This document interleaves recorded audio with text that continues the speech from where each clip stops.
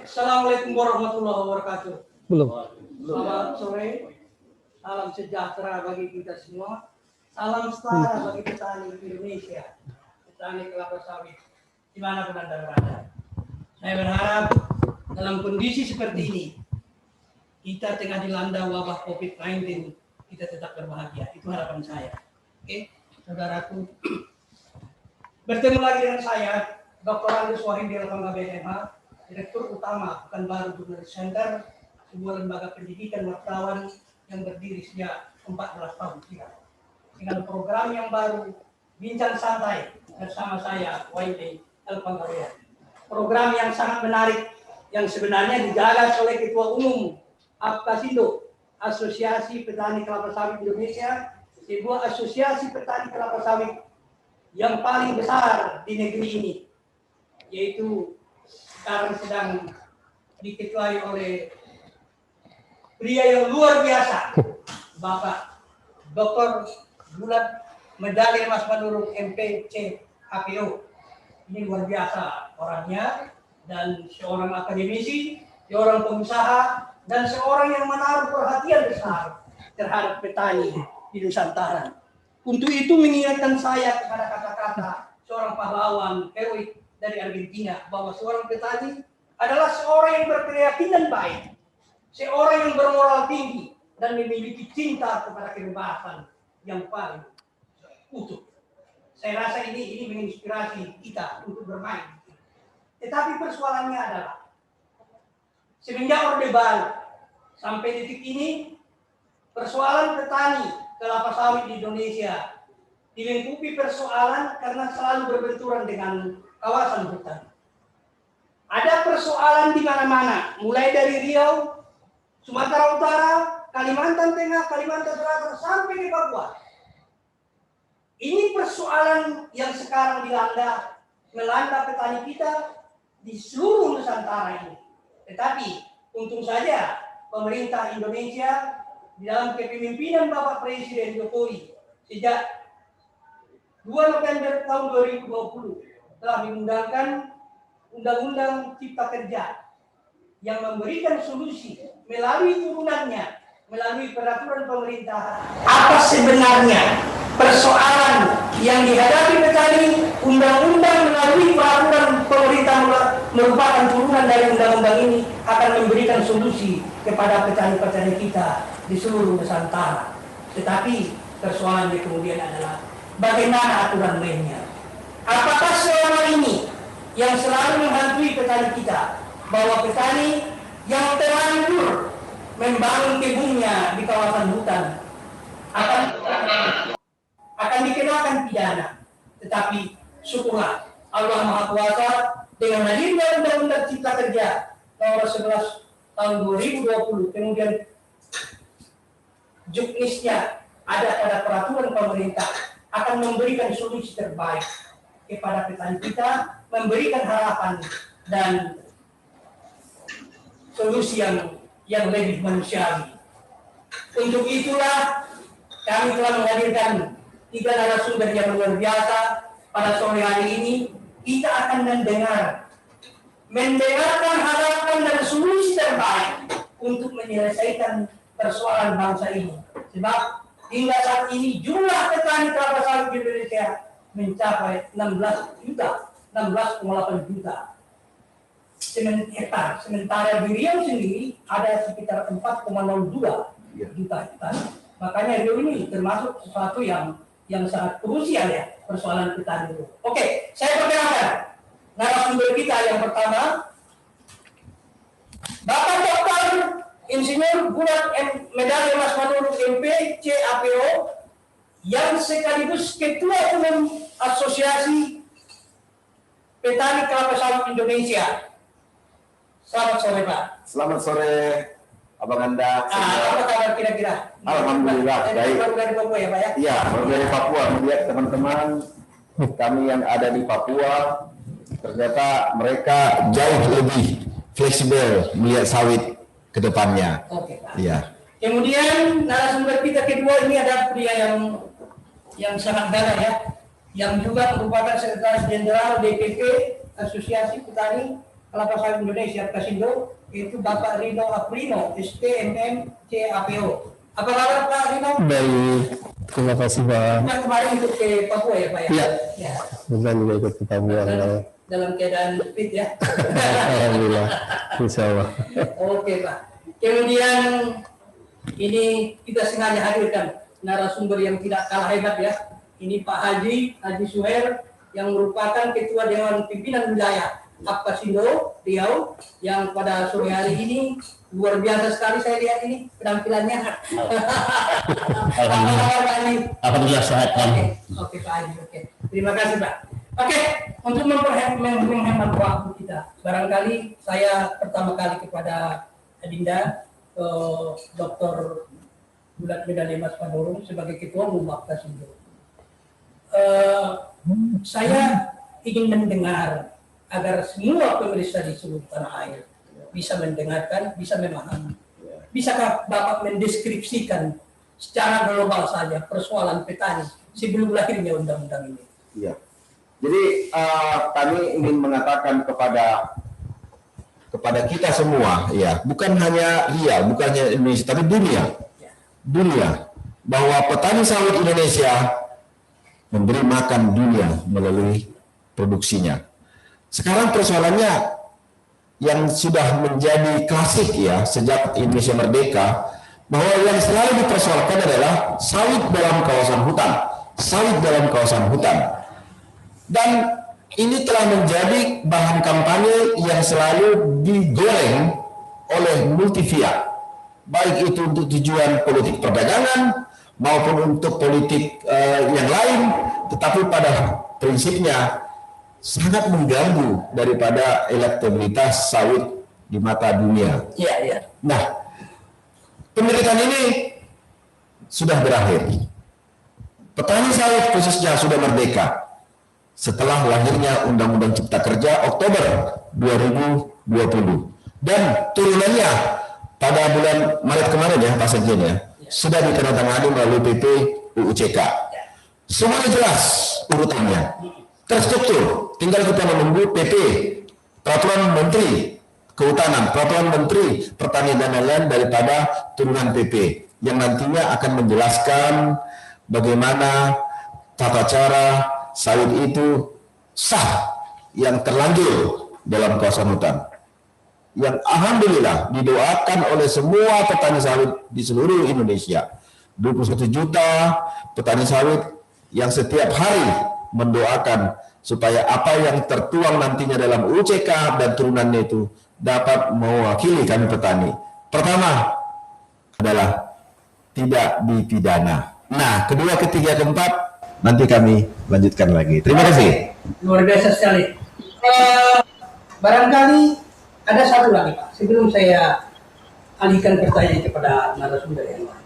Apa persoalan yang paling krusial dari masalah petani kelapa sawit di Indonesia yang kemudian diberikan solusi oleh undang-undang ini melalui PP ini? Apa Pak persoalan?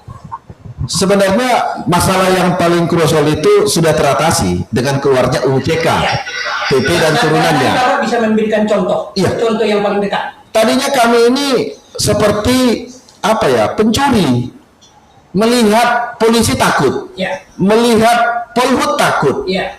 Padahal kami ini adalah petani. Nah, dengan adanya UCK tadi, maka ketakutan itu berubah menjadi cinta. Oh, Cinta kepada Pak Polisi, kepada Polisi Kehutanan, sahabat petani sawit Indonesia. dengan hadirnya payung hukum. Ya, dengan payungnya. Nanti Pak Sekjen dan Pak Haji Suher akan menjelaskan secara detail apa sebenarnya solusinya yang disebut kebahagiaan bagi kami petani sawit dengan lahirnya UCK tersebut.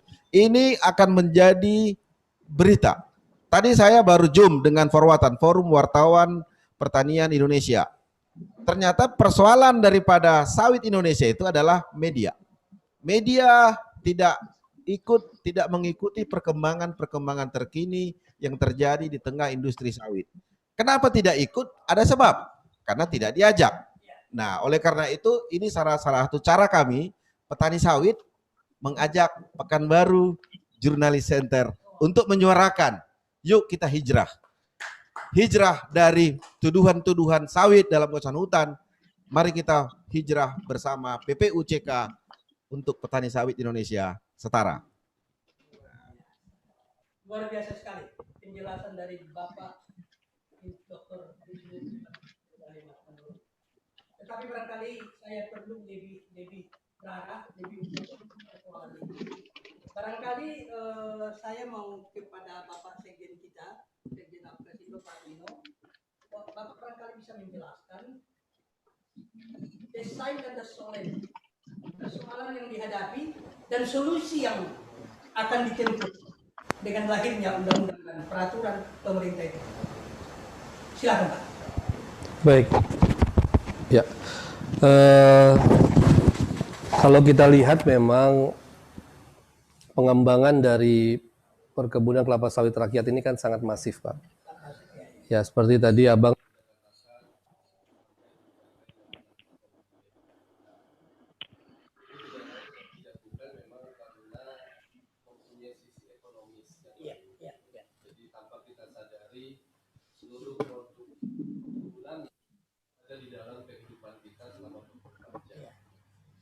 itulah yang menyebabkan kenapa banyak masyarakat atau menjadi petani kelapa sawit baik di Jawa 80-an sehingga kita sama-sama bahwa banyak daerah-daerah atau desa-desa kecil yang berubah menjadi kota karena kelapa sawit. Ini hal yang sangat menarik yang harus kita mendasari. Nah, oleh karena itu dalam konteks pengembangan sawit rakyat ini tentu dengan ketidakberdayaan. Nah, ketidakberdayaan. Jadi ada beberapa hal yang sangat prinsip yang pada akhirnya menjadi tuntutan, yaitu masalah status lahan, masalah legalitas lahan. Nah, di mana memang itu menjadi tuntutan karena kan memang tanah itu terbatas, Bang. Jadi nggak ada tanah lantai 2, tanah lantai 3 kan. Nah, oleh karena itulah memang harus seperti gedung. Jadi memang itu dia. Nah, oleh karena itulah pada 10 tahun terakhir dengan masifnya pertumbuhan kelapa sawit, pada akhirnya banyak petani yang dinyatakan lahannya di dalam kawasan hutan. Semua jenis petani, sampai petani yang ikut program transmigrasi pun juga terhukum di dalam kawasan hutan. Nah, jadi ini yang membuat Apkasindo di bawah kepemimpinan Pak Gulat meletakkan isu tantangan pertama kelapa sawit itu untuk kebun sawit rakyat adalah kawasan hutan. Oleh karena itulah kita berteriak, kita membuat suatu kajian dengan para akademisi, kita menyampaikan argumentasi yang sangat masuk akal. Dengan kata lain, tidak mungkin perkebunan sawit rakyat ini di bumi hanguskan, karena sudah terbukti, bahkan di pandemi COVID ini terbukti dialah yang menyelamatkan perekonomian keluarganya dan masyarakat di sekitar. Nah, itu yang harus menjadi catatan oleh pemerintah. Oleh karena itulah kami secara intensif dan Pak Gulat selaku pimpinan mengarahkan kita untuk menulis secara resmi beberapa surat kepada Presiden, kepada para pihak kementerian terkait bagaimana keluhan ini harus dituntaskan, Pak. Karena kalau berlarut-larut nanti akan timbul ketidakpastian, timbul kehilangan pekerjaan. Apalagi kalau kata Pak Gulat bisa terancam kena COVID karena imun menurun. Kan perekonomian anjlok dan segala macam. Nah, karena itu kita bersyukur di bulan November tadi yang seperti Bapak Abang katakan bahwa keluarlah Undang-Undang Cipta Kerja. Nah, ini yang menarik bahwa Undang-Undang Cipta Kerja memasukkan pasal-pasal yang memang sangat fokus untuk menyelesaikan petani sawit dalam kawasan hutan. Itu ininya yang harus kita lihat. Nah, di dalam penjelasannya alhamdulillah turunlah peraturan pemerintah.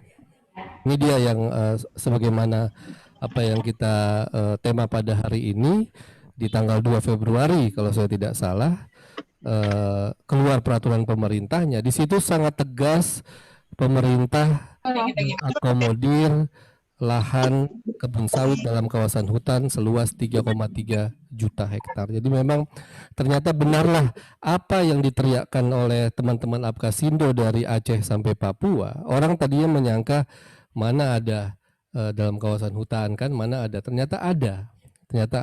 Dengan tentu saja dengan berbagai macam tipologi. Tuh, kira-kira itu. Barangkali satu lagi pertanyaan Pak, sebelum saya alihkan Pak Sekjen. Barangkali bisa diberikan contoh terdekat agar petani kita yang sekarang sedang ikut menyaksikan acara ini di seluruh Nusantara bisa memahami. Misalnya ada seorang petani yang kemudian telah membangun kebun ternyata itu di kawasan hutan. Apa kira-kira langkah-langkah yang dia tempuh yang diberikan solusi oleh undang-undang dan peraturan pemerintah itu? Ya. Contoh terdekat. Baik. Jadi begini Bang, kita semenjak Pak Presiden Jokowi memerintah ada 2 program yang sangat penting yang berkaitan dengan sawit Indonesia.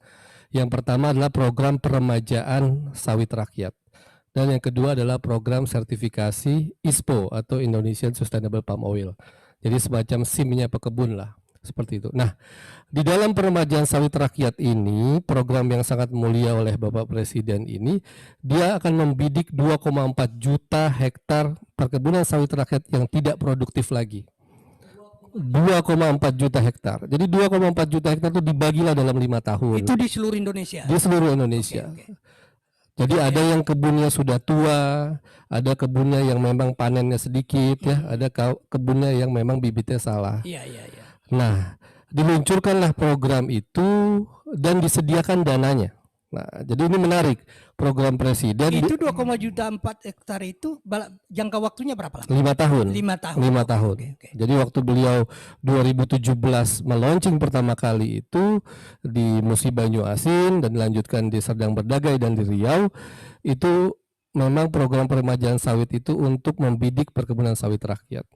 Nah, pada saat itu ternyata kami menemukan satu fakta yang sangat mencengangkan Pak. Jadi ternyata banyak kebun-kebun sawit petani kita yang umurnya sudah 25 tahun, bahkan 30 tahun, bahkan 35 tahun sudah pegang sertifikat, tapi ternyata mereka ada di dalam kawasan hutan. Nah, ini kan mengagetkan kita semua. Bahkan sewaktu peresmian peremajaan sawit di Sumatera Selatan, hampir separuhnya itu ternyata mereka dalam kawasan hutan. Nah, ini ada apa? Makanya Pak Gulat selaku pimpinan kan mengejar, ini ada apa? Ya tentu saja, ini adalah kalau kita pandang suatu hikmah Bang. Jadi suatu hikmah. Pada akhirnya perkebunan sawit rakyat pada akhirnya akan memetakan kebunnya. Gitu loh. Maka akan kelihatanlah mereka sekarang statusnya apa. Walaupun mereka pegang sertifikat yang katanya negara itu adalah hak penguasaan tanah paling tinggi. Nah, jadi ini. Nah, ternyata tipologi seperti ini banyak sekali Bang. Di Riau, di Sumatera Selatan, ya, di Sumut dan segala macam. Mereka sudah berkebun, sudah lama, sudah jadi kampung, beranak pinak, sudah kelompok tani, sudah pegang sertifikat, sudah jadi desa segala macam, ternyata masih disebut di dalam kawasan hutan. Nah, ini yang satu jenis tipologi yang memang sangat mengagetkan kita semua. Bagaimana ternyata petani-petani yang hidup tentram di desa dan di segala macam itu mereka ternyata di dalam kawasan hutan. Nah, ini yang menakutkan. Nah, dan juga kita sekarang punya program yang kedua, sertifikasi ISPO. Nah, ISPO ini Bang, seluruh kebun sawit rakyat itu wajib punya ISPO, punya SIM. Nah, untuk menjadi wajib, ya. Bisa menyederhanakan agar petani kita memahami apa itu ISPO itu. Bisa dideskripsikan lebih sederhana. Baik, jadi pemerintah tentu saja ingin membuat satu peraturan yang sederhana ya. Seperti kita nyetir mobil punya SIM, nah, seperti itulah.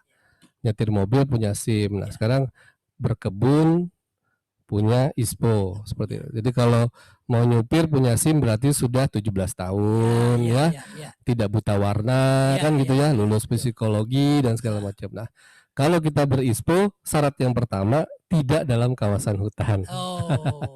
Itu dia ke situ. Kalau terlanjur di dalam kawasan hutan, Nah. apa solusinya? Nah, itu dia makanya di dalam Undang-Undang Cipta Kerja dan turunannya PP 23 dan PP 24 itu sudah diatur penyelesaiannya. Itu dia. Oke, terima kasih Pak Sekjen. Ini penjelasan yang sangat bagus, dan barangkali saya kepada Pak Haji Suwer sebagai orang nomor 1 di Apkasindo Riau ya. Ini di Riau ini luar biasa loh Pak. Saya kalau pulang ke kampung kami dengan saya sekampung dengan Pak Gulat, yang ditanya orang, dari mana Pak Panggabean? Dari Riau. Udah berapa hektar sawit Bapak?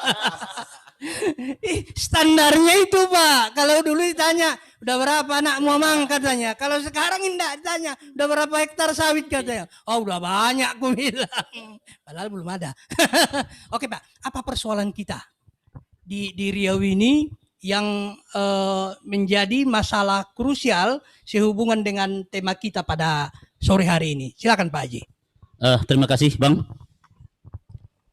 Kita tahu di Riau ini luas kebun sawit di Riau 4,58 juta hektar. Dari 4,58 juta hektar itu 1,4 juta hektarnya adalah korporasi. 2,6 juta sekian adalah petani swadaya. Nah, petani swadaya ini lebih luas petani swadaya dari korporasi.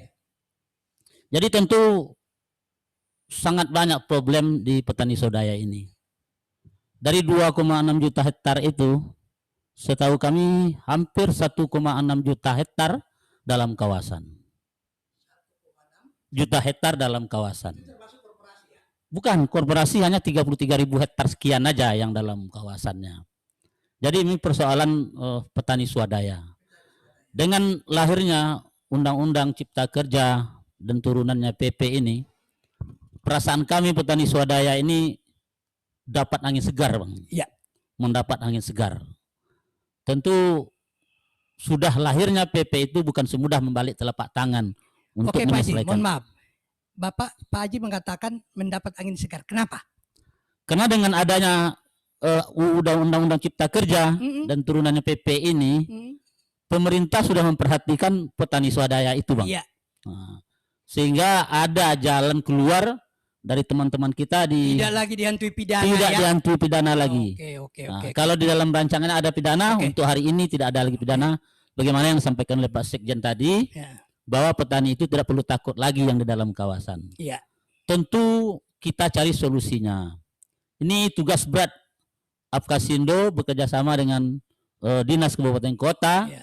untuk memberi sosialisasi sampai ke tingkat-tingkat desa Bang.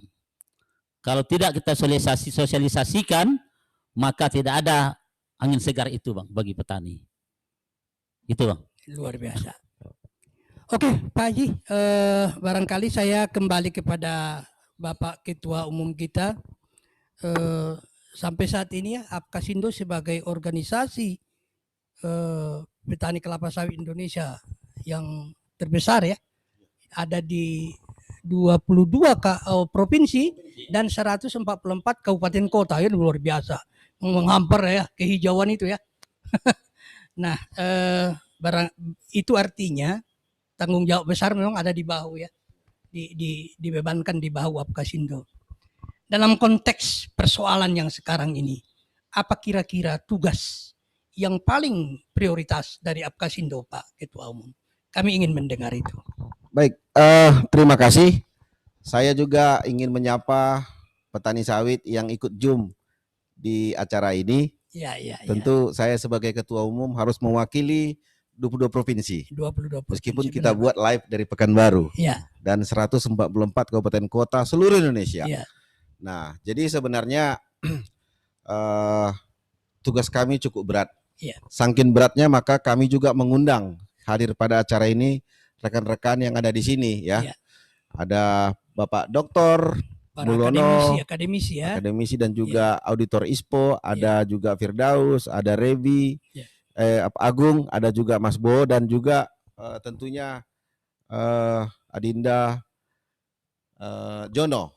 Oke, ya sini lengkap. Jadi nanti bisa kita bertukar pendapat kalau mungkin ada yang perlu ditanyakan kepada mereka ya. Ya, ya. Jadi begini, abang kami, Ya. senior kami, Ya. tentu satu kebanggaan yang luar biasa kami bisa berdialog yang dimotori, di-host oleh seorang senior, maha gurunya wartawan Indonesia, bukan Riau.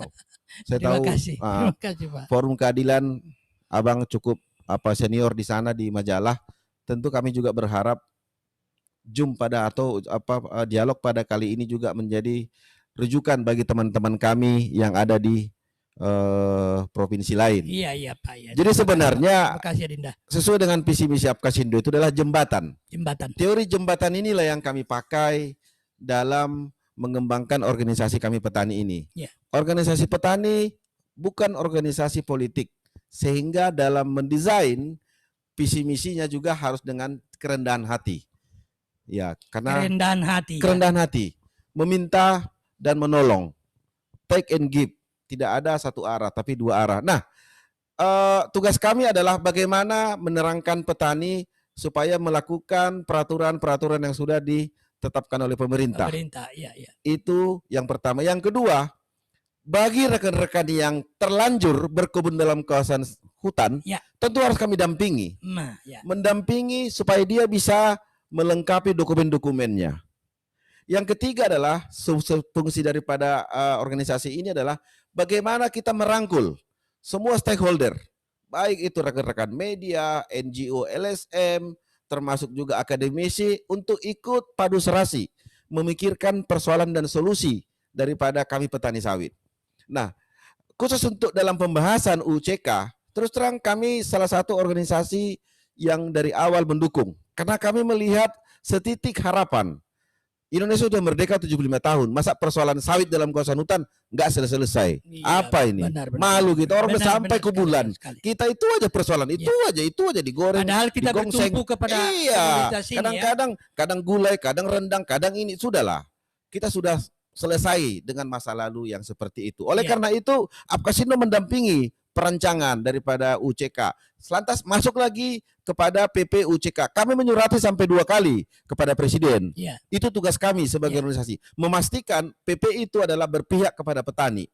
Kita lihat di dalam usulan pertama sampai usulan ke-27, hitungan menit berubah terus. Syarat kepentingan. Tetapi satu hal yang kami bilang kepada pengambil kebijakan di situ, jangan coba-coba melanggar Undang-Undang Dasar 45. Benar sekali. Kalau Anda melakukan itu berarti Anda mengkhianati sebagai konstitusi tertinggi negara. Iya. Jadi setelah itu banyaklah kita didengar.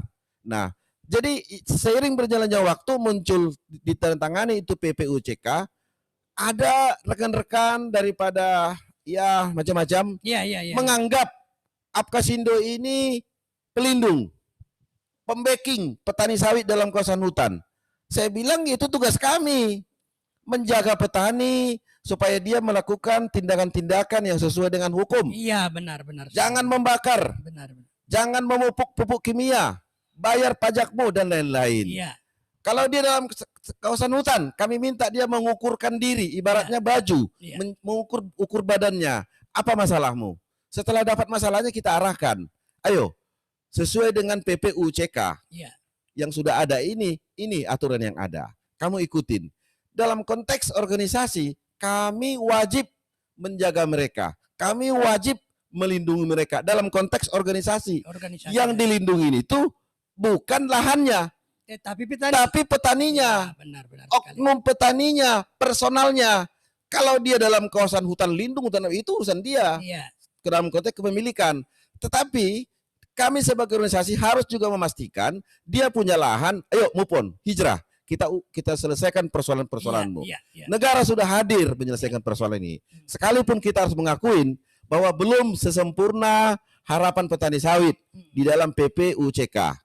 Belum sempurna. Tetapi kami yakin di dalam turunan PPUCK itu nanti akan ada namanya Peraturan Menteri LHK, Peraturan Menteri Pertanian. Contoh, masalah STDB. Iya. Di dalam PP tersebut dikatakan bahwa STDB muncul ketika sawit ditanam. STDB itu apa? Surat tanda izin budidaya, semacam SIM-nya lah. Semacam SIM. SIM. Iya. Nah, pertanyaannya itu bagaimana? bagi petani yang di kawasan hutan. Iya. Iya, oke. Bagaimana ketika orang lahir langsung dikasih SIM?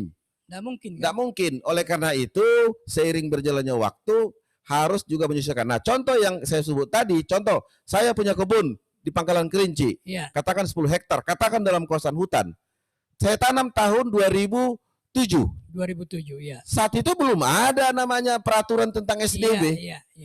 Atau kita naik lagi. Saya tanam 2017. Iya. Juknis daripada STDB dari pemerintah itu belum turun. Harus ada jenisnya baru bisa kita mengurus STDB. Iya. Lo kok tiba-tiba di dalam PP Iya. UCK disebut STDB adalah syarat utama ketika petani dalam kawasan hutan untuk dilepaskan atau untuk diselesaikan permasalahannya bagi yang terlanjur. Lah, kalau dia nanamnya 2017, 2014, bagaimana mungkin dia bisa memiliki STDB? Benar. Yang benar saja dan Iya. itu tidak diwajibkan Iya. ketika sebelum 2018. Iya. Oleh karena itu kami usul kepada pemerintah melalui saluran organisasi supaya STDB itu tidak dikunci dimiliki ketika dia menanam sawit, tetapi harus mengurus diberi waktu 3 tahun. Nah, itu baru benar. Iya. Ya, peraturan itu bukan untuk disuruh melanggar, tapi Iya. untuk memperbaiki struktur-struktur yang ada. Nah, itu tugas Apkasindo mendampingi peraturan-peraturan tadi supaya sesuai, cocok. Kalau ibaratnya jangan dibuat pagarnya tinggi-tinggi. Iya. Kami petani nggak bisa melompat. Benar. Lah kalau begitu peraturan itu untuk menggurung kami, Iya. bukan untuk menyelesaikan masalah. Nah, Tadi saya sampaikan juga di salah satu pertemuan, kebetulan ada kementerian terkait hadir dan dia mengaminkan. Benar yang katakan Pak Gulat, Ketua Umum. Kami akan koreksi itu di dalam PP turunannya nanti, Permentan. Nah, itu tugas Apkasindo. Iya. Nah, kalaulah kami mengatakan banyak petani sawit dalam kawasan hutan, ya memang kebetulan dalam kawasan hutan. Tapi kami tidak membenarkan dia secara hukum karena kami tidak punya wewenang. Iya. Tapi kami ingin memastikan, ayo kita move on. Setelah adanya UUCK turun PP, yang pertama disebut tidak ada pidana. Iya. Tidak ada pidana petani sawit dalam kawasan hutan. Jadi jangan coba-coba melanggar. Ini Itu bukan kata kata undang-undang, ya? Iya, ini bukan kata Gulat, tapi kata negara melalui undang-undang. Tidak ada pidana bagi petani sawit dalam kawasan hutan. Yang ada adalah denda administrasi. Itu ada 3 dikasih saluran penyelesaiannya. Ya. Mungkin nanti Pak Sekjen lebih detail karena dia selalu berhubungan ke kementerian terkait. Iya. Lah kalau sudah begitu, apa yang harus kita ributkan? Tetapi pesan saya baru pada dialog ini saya sampaikan kepada semua kita, Ya. petani sawit dimanapun berada.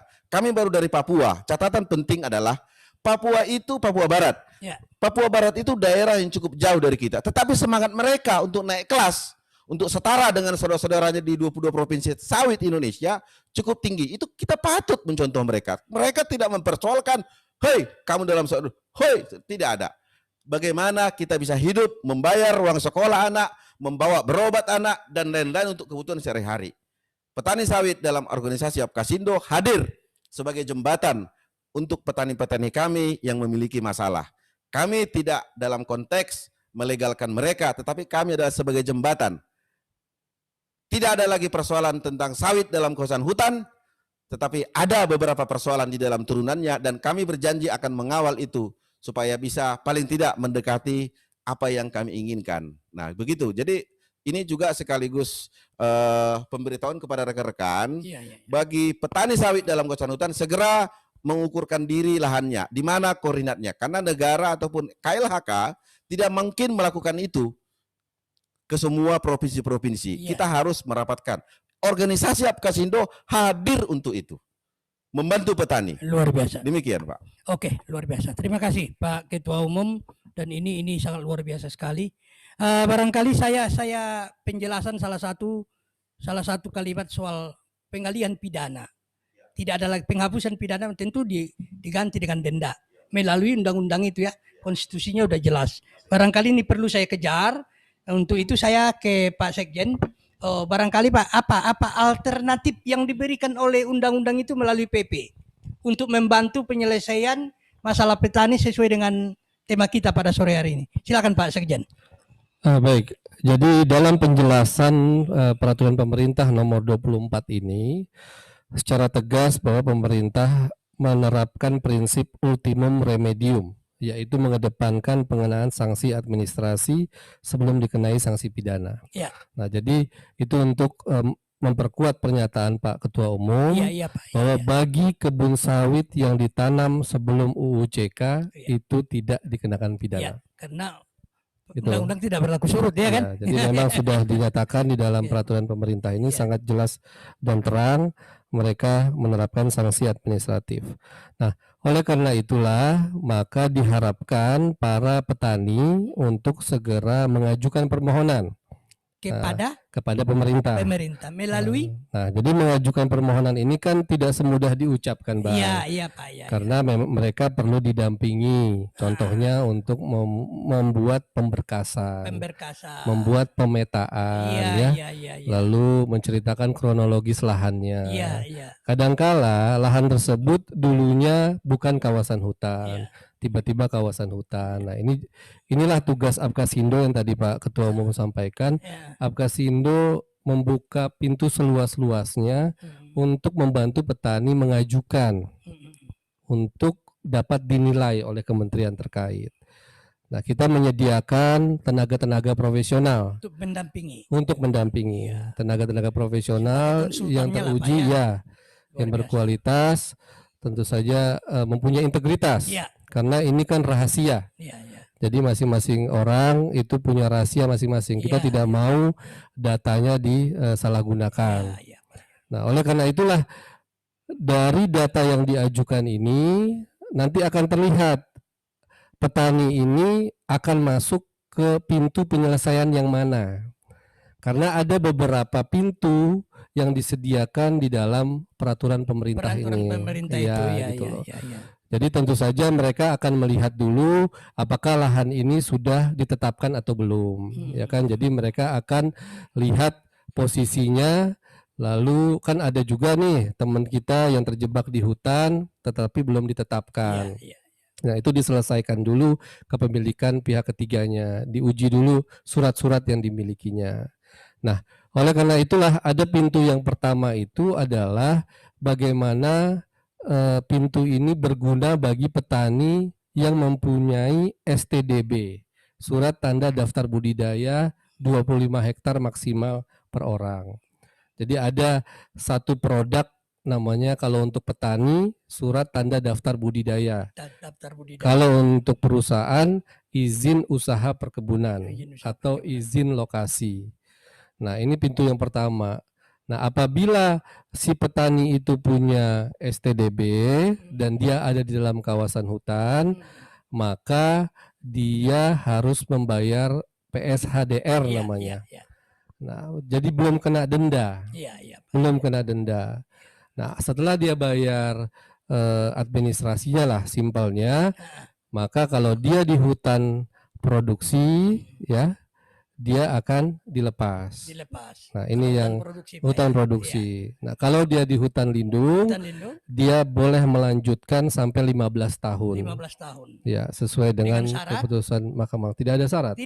Iya, jadi dia punya STDB ya 25 hektar per orang. STDB itu satu orang 25 hektar. 25 hektar ya. Iya, maksimal. Itulah dia namanya petani ya. Dia bisa pakai pintu itu. Nah, lalu ada pintu yang kedua itu adalah dia tidak punya izin, dia tidak punya STDB. Dia tidak punya STDB. Dia punya tidak STDB, ya kebunnya kategori petani ya, di bawah 25 hektar. Ya. Nah, maka dia dikenakan denda. Nah, jadi Dan besar denda itu gimana?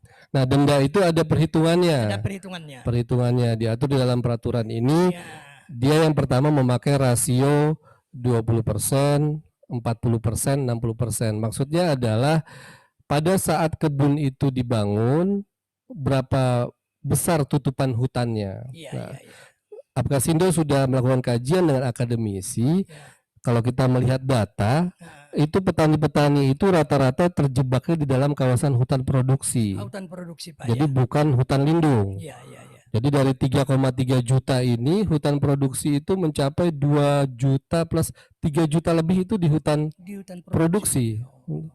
Yang hutan konservasi hanya 91.000 dan hutan lindung 155.000 seluruh Indonesia. Seluruh Indonesia. Jadi semuanya itu terjebak di hutan produksi. Iya, iya. Baik HPT, HP dan HPK. Iya, iya, iya. Nah, setelah mereka membayar denda tadi ya 20% dikali hasil bersih. Ya, hasil bersih. Nah, ini hasil bersih ini menarik karena seperti Pak Gulat bilang rata-rata bukan hasil bersih, tumpur mungkin kan karena harga dengan pengeluaran tidak seimbang. Denda itu per bulan berapa gimana? Per tahun. Per tahun. Iya, jadi dalam regulasi ini 20% dikali hasil bersih Per tahun. per tahun dikali masa produktif. Oh. Gitu loh. Jadi kalau kita punya sawit dalam kawasan hutan umur 7 tahun, berarti 7 dikurang 5, kan dia baru berbuah normal umur 5 tahun. 5 tahun, benar. Berarti benar. 2 tahun. 2 tahun. Jadi 2 tahun kali hasil bersihnya misalnya 20% dari hasil 5 bersih juta per tahun. setahun kali 20% berarti 1 juta, berarti dia bayarlah 1 juta per hektar per bulan ya, seperti itu. Per tahun. Per tahun, Per sorry, tahun. 1 Oke, juta oke. per hektar per tahun. Oh, begitu Pak ya. Oh, Nah, iya, iya. apabila dia sudah membayar, kalau dia di hutan produksi maka dia boleh melanjutkan 25 tahun Iya, iya, iya. gitu loh. Tapi kalau dia di hutan lindung disuruh kembalikan. Kembalikan. Kembalikan yang tadi tidak punya izin. Nah, Harus dikembalikan ya. dikembalikan. Nah, itu pintu Kalau yang tidak dikembalikan kedua. apa sanksinya? Nah, itu macam-macam di situ aturannya, sanksi pidananya sangat mengikat kuat ya, mulai dari paksa badan, blokir rekening dan segala macam gitu loh. Cukup ini. Kami melihat pemerintah ingin tuntas, Ingin tuntas. Bang. Jadi kita memang sepakat apapun bentuknya ini tuntas. Jangan ada lagi pro kontra ya, jangan dimanfaatkan oleh oknum-oknum tertentu. Ini tuntas. Solusi lah yang dicari Solusi ya. dan legal. Bukan perdebatan. Nah, ini yang menariknya ada pintu ketiga. Ya, pintu ketiganya. Yaitu bagi petani yang memang tinggal di wilayah itu. Tinggal di wilayah kebunnya. Yes, tinggal di wilayah desanya, di kebunnya yang dinyatakan kebunnya dalam sekitar itu ya. kawasan hutan. Dia tinggal di situ lebih dari 5 tahun. Itu syarat yang pertama. Yang kedua, umur sawitnya lebih dari 5 tahun juga. 5 hektar luasnya per orang. Jadi 5 hektar per orang dan 5 tahun tinggalnya. Nah, bagi petani-petani yang seperti itu dan banyak terjadi nih seperti di daerah Pak Haji ya, dan beberapa daerah yang mau ikut PSR itu kan terhambat seperti itu. Mereka sudah berkelompok, sudah berkooperasi, tinggal di desa itu, di desa sekitar, mereka dinyatakan dalam kawasan hutan. Nah, ini tidak kena denda. Tidak kena denda. Tidak kena denda. Nah, tidak kena denda. Kalau sudah tinggal 5 tahun. Yes, gitu. tidak kena denda. Tidak kena denda. Nah, ini dia. Jadi dibuktikan dengan apa? SKT, SKGR ya.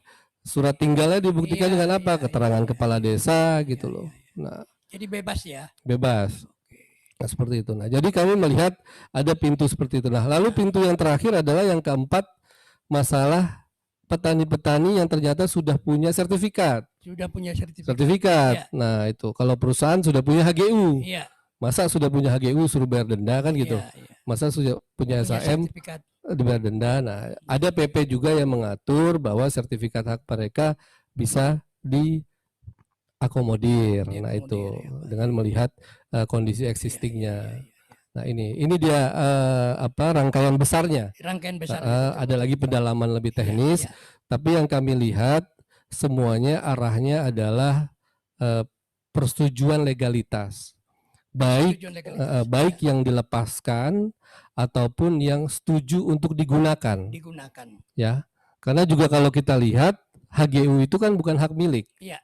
Izin penggunaan ya. Iya, penggunaan. Iya, IPPKH juga izin pinjam. Iya. Nah, mungkin kita lihat opsinya adalah seperti itu juga ada untuk petani-petani yang ada di hutan lindung atau hutan konservasi. Kira-kira Oke. Terima kasih Pak Sekjen, penjelasannya sangat persuasi dan ternyata payung hukum kita ini persuasif sekali ya. Memberikan jalan keluar, menyelesaikan masalah dan memberikan solusi. Oke, sebelum saya kepada bapak-bapak para pakar dan akademisi, barangkali saya bertanya dulu sama Pak Haji sebagai orang nomor 1 Kasindo di Riau, Pak. Apa Pak yang sedang kita lakukan untuk kawasan Riau ini bagi petani kita dengan adanya solusi yang diberikan oleh pemerintah ini? Apa yang tengah kita lakukan? Terima kasih, Iya, Pak. Bang. Iya, Pak. Kita sudah melakukan mulai pendataan Pendataan, Pak, ya. dan sosialisasi kepada petani-petani Di yang Riau. jauh Iya. di pelosok sana Ya. agar segera membentuk kelompok tani, dan juga kita akan turunkan timnya pengukuran. Jadi di dalam program itu ada 3 kalau menurut saya, Bang. Ya. Pertama, kelompok tani itu berfungsi sebagai mitra Mitra, ya. untuk berkemitraan dengan Ya. perusahaan yang ada di sekelilingnya. Ya. Yang kedua mungkin untuk mengajukan PSR-nya. Ya. Yang ketiga untuk penyelesaian kebun di dalam kawasan. Dalam kawasan. Inilah ada kawan-kawan yang dari Ya. untuk juru ukurnya, sehingga nanti dengan 3 hal ini mereka tahu mana yang masuk dalam kategori PSR, mana yang masuk dalam kategori masih produktif. Kita carikan solusi untuk bermitra, dan mana yang di dalam kawasan hutannya. Itu langkah-langkah yang kita ambil sekarang ini. Sejauh ini Pak, apa kira-kira kendala kita dalam hal program yang kita lancarkan itu? Apa kira-kira? Kendalanya cukup banyak, Bang. Kadang-kadang petani itu kurang meyakinkan dengan kami Apkasindo. Karena kadang-kadang kami sudah cukup berbuat, sudah seperti Kampar misalnya, sudah ada MOU kerjasama antara Apkasindo dengan pemerintah kabupaten, dan dalam hal ini dinas perkebunan. Tentu kami selalu melakukan, setiap kami sosialisasi ke lapangan itu, ke petani itu, kami 2 ini terus berdampingan, Bang, antara Apkasindo dengan dinas perkebunannya, supaya meyakinkan masyarakat itu yang selama ini kurang yakin dengan Apkasindo. Nah, jadi dengan cara itulah kami lakukan, Bang. Terus. Dan itulah salah satu kendala kita, Pak. Iya, itu salah satu kendala kita. Oke, terima kasih Pak Haji dan para pemirsa dimanapun Anda berada. Tiga narasumber kita yang luar biasa telah memberikan penjelasan secara bermakna dan secara jelas, mulai dari Bapak Ketua Umum, Sekjen, dan Ketua DPW Apkasindo Riau sudah kita sama-sama dengar. Agar masalah ini lebih bervariasi, agar ini lebih kreatif, saya mempersilakan kepada para undangan kami, ada yang dari akademisi, dari petani, untuk mengajukan pertanyaan, Pak. Terima kasih. Baik, terima kasih. Assalamualaikum warahmatullahi wabarakatuh. Ada beberapa hal yang terjadi di lapangan nih, Pak. Ya, terjadi di lapangan. Itu semua terjadi karena hanya satu masalahnya. Sawit itu sangat seksi, Pak. Sangat seksi. Sangat ya? seksi. Sehingga bisa Pak dijelaskan apa maksudnya seksi ini? Ya biar ibarat petani perempuan dia paling cantik yang lebih, Pak. Oh, kenapa? Sehingga petani pun mereka juga ingin mempunyai. Iya. Namanya seksi ya, Pak ya? Iya. Sehingga petani pun juga mempunyai, sehingga mereka juga berlomba-lomba membuka lahan yang awalnya mereka nggak tahu itu kawasan atau tidak. Iya, Pak, ya. Dan aturan kawasan atau tidak kan setelah mereka tanam. Iya. Sehingga permasalahan akan muncul di belakang. Di belakang. Ya. Ada beberapa hal yang ingin saya tahu, Pak. Yang pertama, kita tahu pemerintah sudah menurunkan Undang-Undang Cipta Kerja. Iya. Sudah menurunkan PP-nya. Iya. Biasanya di dalam undang-undang kan ada masa berlaku. Iya. Mau diberlakukan mulai kapan? Mulai kapan? Ah, itu yang pertama. Iya, yang pertama. Kemudian yang kedua, pengalaman yang sering kita lihat dari tingkat pemerintah daerah, dari Dispun saja sudah beda, Pak. Bagaimana aturan mengeluarkan STDB itu sudah beda. Iya. Nah, apakah di dalam Undang-Undang Cipta Kerja juga akan lebih tegas atau strike dalam mengatur itu? Siapa yang harus menandatangani dan siapa yang harus berhak punya? Iya. Nah, kemudian yang ketiga, saya sangat senang sebagai petani dan sangat bahagia jika itu semua dari pusat sampai ke bawah sama, Pak. Sama. Pelaksanaannya sesuai dengan Undang-Undang Cipta Kerja. Iya. Jangan pula di pusatnya termasuk denda gitu. Iya. Di bawah mereka itu. Jangan tumpul ke bawah ya Pak. Tajam ke bawah, tumpul ke atas. Iya, Artinya iya, sama iya. tuh jangan pula di atas begini A sampai bawah sudah jadi Z Pak. Kan Iya, kacau. iya. Kita sebagai petani yang kacau. Itu yang pertama. Yang selanjutnya saya sangat berharap bagi petani-petani seperti kami yang selama ini menganggap kita atau asosiasi itu sebagai hal yang aneh, sebagai hal yang tidak legal, Iya, iya, iya. ataupun yang tidak relevan dengan apa yang untuk kepentingan petani, Iya. tolong itu dihilangkan. Karena kita bergerak semua untuk petani kelapa sawit. Iya Pak, iya, oke. Baik, itu aja Pak. Terima kasih. Oke, itu yang terakhir kurasa bukan pertanyaan tapi harapan ya Pak ya. Oke, terima kasih Pak Dokter. Dan barangkali ini saya beri kesempatan yang pertama soal pemberlakuan undang-undang sampai kepada harapan yang disampaikan oleh Bapak yang mewakili petani bahwa maunya pelaksanaan dari aturan ini sama ya, seragam dari atas ke bawah, dan kemudian terakhir harapan terhadap Apkasindo barangkali agar semata-mata memprioritaskan urusan dan kepentingan petani. Silakan Adinda, Ketua Umum. Jadi ini memang yang cukup menarik ya, apa yang dikatakan oleh Pak Dr. Mulono. Sebenarnya beliau ini harusnya menjawab. Ini pintarnya dia, cari posisi nyaman. Dia selain doktor ilmu kelapa sawit, luar biasa. Dia juga seorang auditor. Iya. Yang membicarakan apa yang kita ini bicarakan. titipan nih Pak Ketua. Siapa yang ini dititipin? titipan. Nah, tapi nggak apa-apa. Jadi sebenarnya saya ulangi sekali lagi, kami organisasi petani sawit adalah jembatan. Oleh karena itu siapapun yang ingin lewat di jembatan ataupun itu yang akan lewat menyeberang, kami siap 24 jam. 24 jam. Oleh karena itu dengan adanya UUCK dan turunannya ini, kami mengajak semua stakeholder, termasuk juga Dinas Kehutanan, di seluruh provinsi yang ada di Indonesia. Yang terkait ya. Iya, harus juga melakukan sosialisasi pemahaman kepada semua orang bahwa sudah ada jembatan UUCK. Stop bicara pidana. Iya. Stop bicara itu dan ini. Stop menakut-nakuti petani ya. Stop, pokoknya serba stop. Bantu kami untuk melewati jembatan tersebut. Baik itu LSM atau NGO, baik itu media ataupun Dinas Kehutanan atau Dinas Perkebunan. Supaya jangan menjadi polemik. Ya. Karena ini adalah bukan hanya tugas kami, Apkasindo. Benar. Tugas semua, termasuk media. Ya, Pada hari ini adalah tugas media, kami harapkan sebagai penyambung lidah melalui Pekanbaru Journalist Center. Supaya semua kita sepakat. Contoh Riau. Riau dengan luas kebun kelapa sawit yang sudah disampaikan, kalau tidak salah kata Mas Bowo ya, Pak Riyadi Mustafa, itu 4,02 juta hektar. Iya, benar. Seperti tadi kata Pak Ketua. Ya. Ini hal yang menarik. Karena ketidakhadiran media menyampaikan 4,02 juta hektar sawit di Riau. Terluas di seluruh Indonesia.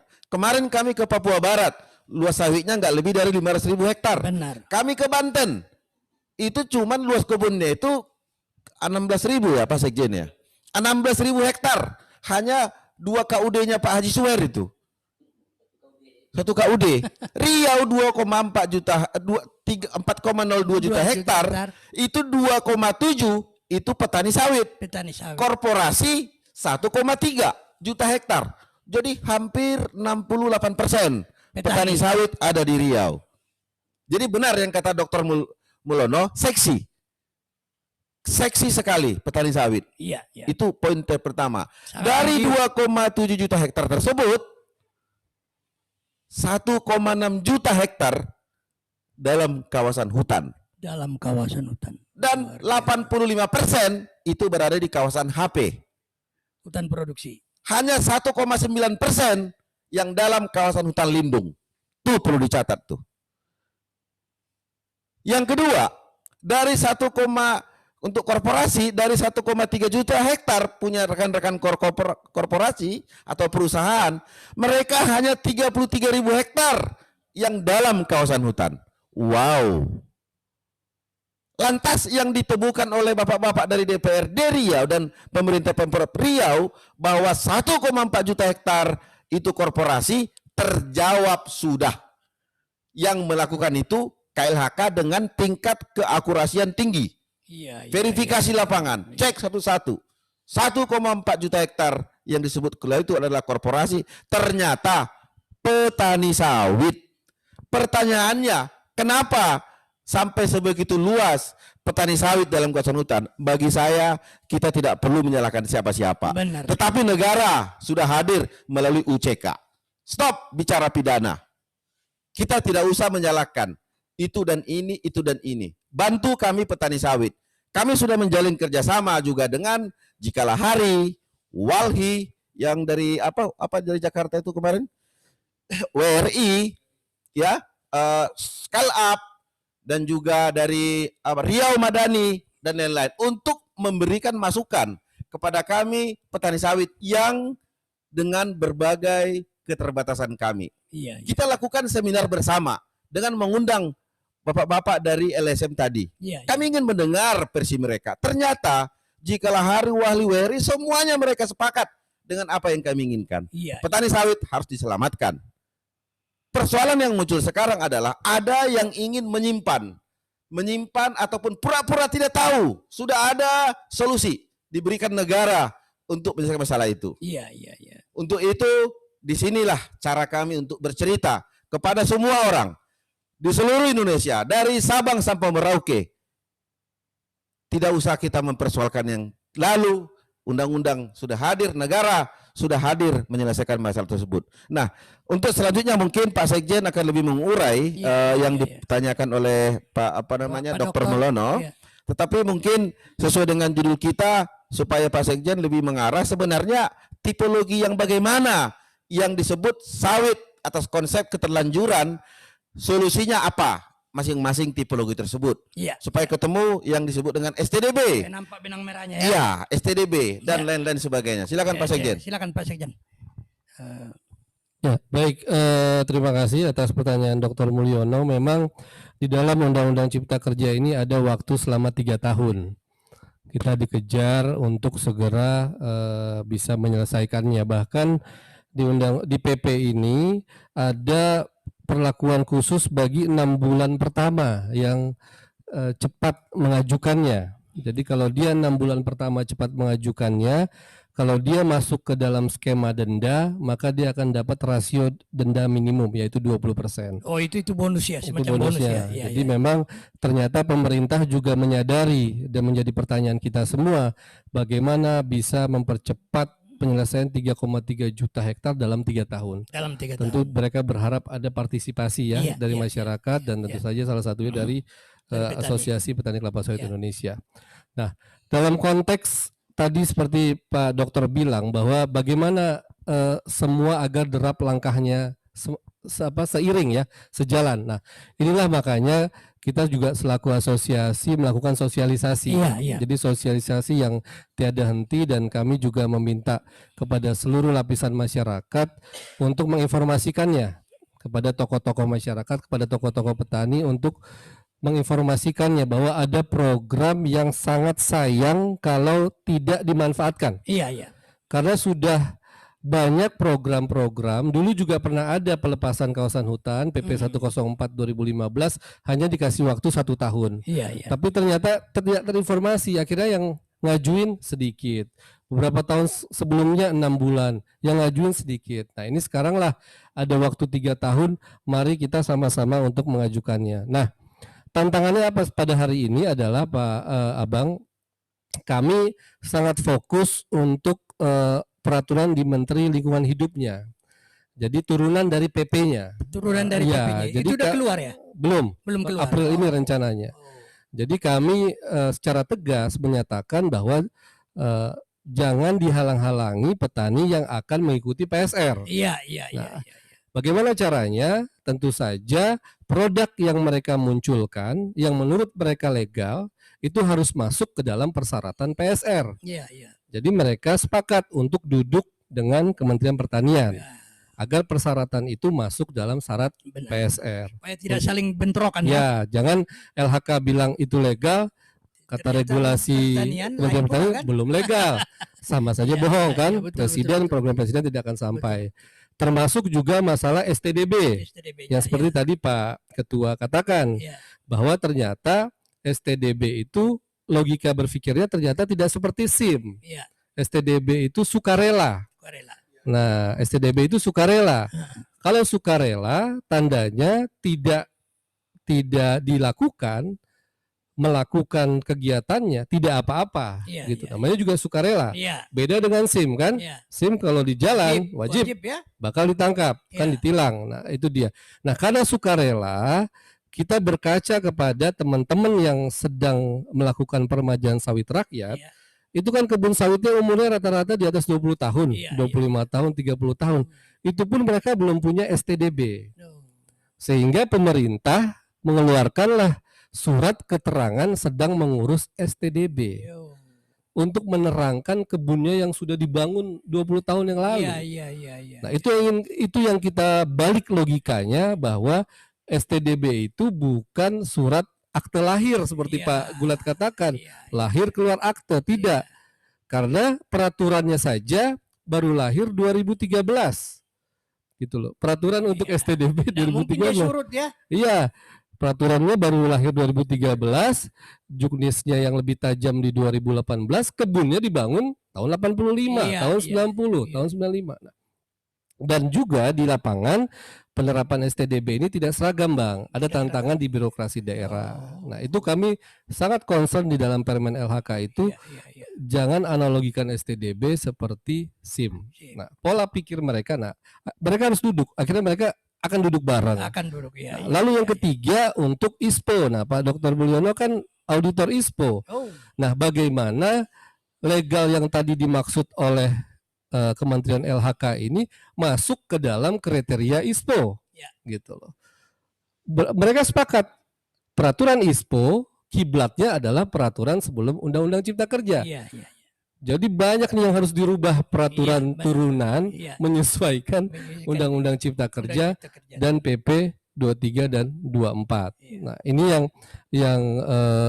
harus kita sama-sama teman-teman pahami, dan ini juga berlaku kepada masyarakat yang sekarang juga ikut terpancing akan isu-isu petani dalam kawasan hutan. Karena mereka masih memakai regulasi sebelum Undang-Undang Cipta Kerja. Jadi undang-undang yang dirubah dalam Undang-Undang Cipta Kerja itu adalah undang-undang mereka yang biasa untuk nakut-nakutin petani. Salah satunya Undang-Undang 18 2013. Iya. Disitulah mereka tekan petani kita dalam kawasan hutan dengan alibi-alibi itu. Nah, itu sudah diinjek oleh pasal 110A dan pasal 110B di Undang-Undang Cipta Kerja. Itu, sehingga untuk sawit dikecualikan. Tegas Tegas di situ. Jadi sawit ada cara lain. Keluarlah PP 23 dan 24. Iya, sebagai juknisnya ya. Makanya tadi Pak Ketua mengulangi lagi, tadi sudah saya sampaikan, ada berbagai macam pintu yang bisa dimasuki petani. Yang paling sederhana adalah petani-petani yang tinggal di sana. Di sana ya. Itu Bermukim di sana ya. 5 hektar 5 tahun. Ya. Tidak didenda. Gitu loh. Mereka ikut itu pintu pertama. Tipologi pertama Ya. tidak didenda dan tidak ada tidak ada sanksi administrasi. Pertama. Iya. Nah, jadi buat teman-teman semuanya, seluruh kabupaten, 144 kabupaten, apabila ada kebun kita sendiri atau kebun keluarga atau kebun teman yang memang dia tinggal di desa itu atau tinggal di berbatasan dengan desa itu yang dinyatakan dalam kawasan hutan, maka dia tidak didenda. Minimal 5 tahun ya. 5 tahun dan dikuasai lebih dari 5 tahun dan 5 hektar. Nah, syaratnya SKT, SKGR, SAM dan segala macam. Nah, itu dia. Nah, jadi kepemilikan tanah ya.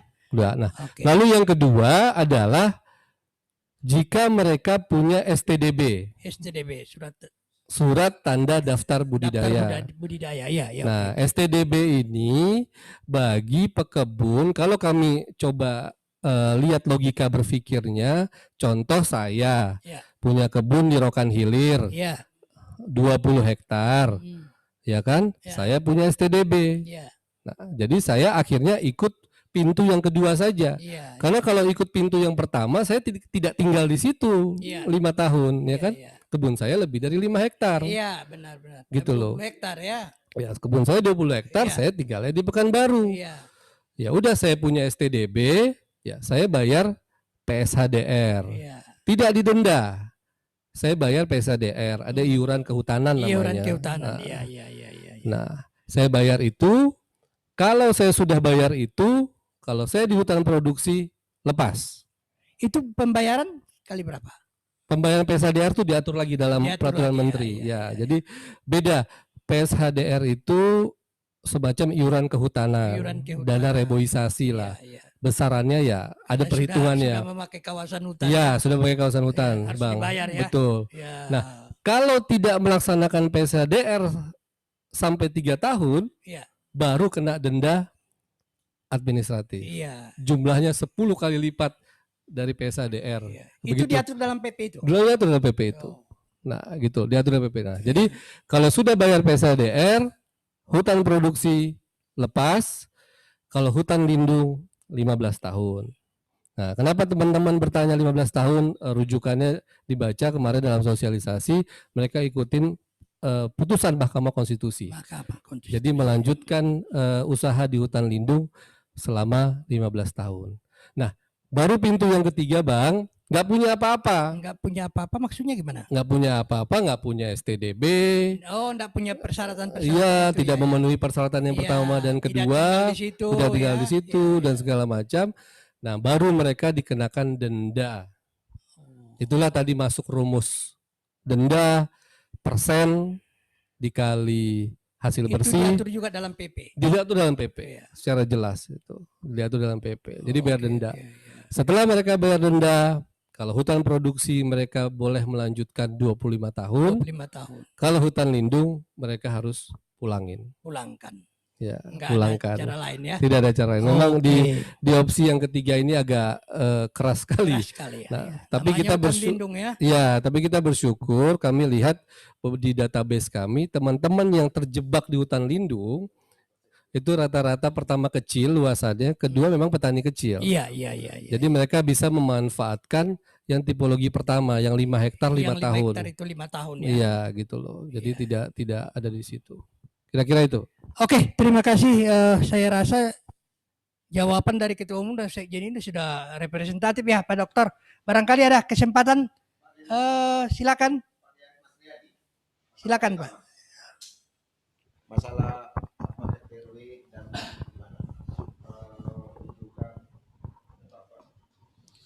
Baik, terima kasih. Assalamualaikum warahmatullahi wabarakatuh. Waalaikumsalam warahmatullahi wabarakatuh. Selamat sore sahabat semuanya yang hadir di sini maupun hadir melalui Zoom. Ya. Baik, yang pertama sebenarnya dengan hadirnya UUCK dan turunannya adalah memberikan pembelajaran kepada petani atau Iya. semacam edukasi. Yang Iya, iya. pertama, dulu para petani tidak tahu dengan kawasan hutan. Setelah ada isu merebaknya isu kawasan hutan sehingga petani menjadi tahu apa itu kawasan hutan. Iya, iya, iya. Yang kedua, dengan adanya teknologi kita, Android kita, yang dulunya petani tidak bisa menggunakan Android dan melihat kawasan hutan seperti apa, melalui aplikasi di Android, Avenza Map, masyarakat atau petani menjadi tahu, oh yang tadinya ada petani yang ditakut-takuti, Anda masuk dalam kawasan hutan, Anda masuk dalam kawasan hutan, ternyata sebagian memang betul dalam kawasan hutan dan sebagian tidak. Artinya ada membawa dampak kepada masyarakat. Nah, yang kedua terkait dengan penetapan kawasan hutan ini kan sifatnya dinamis. Iya. Dimulai dari SK TGHK tahun 86, SK 173 menjadi 178 menjadi 673, 314, 878 dan sekarang menjadi SK 903 tahun 2016. Ini sifatnya dinamis dan berubah. Ada beberapa petani yang tadinya tidak di dalam kawasan hutan, seiring dengan berjalannya waktu, perubahan atau dinamika penetapan kawasan hutan sehingga menjadi kawasan hutan. Sebagai contoh, saya adalah seorang transmigran tahun 80 di mana kami adalah transmigrasi yang ikut transmigrasi atas instruksi presiden Iya, Pak. pada Iya, tahun iya.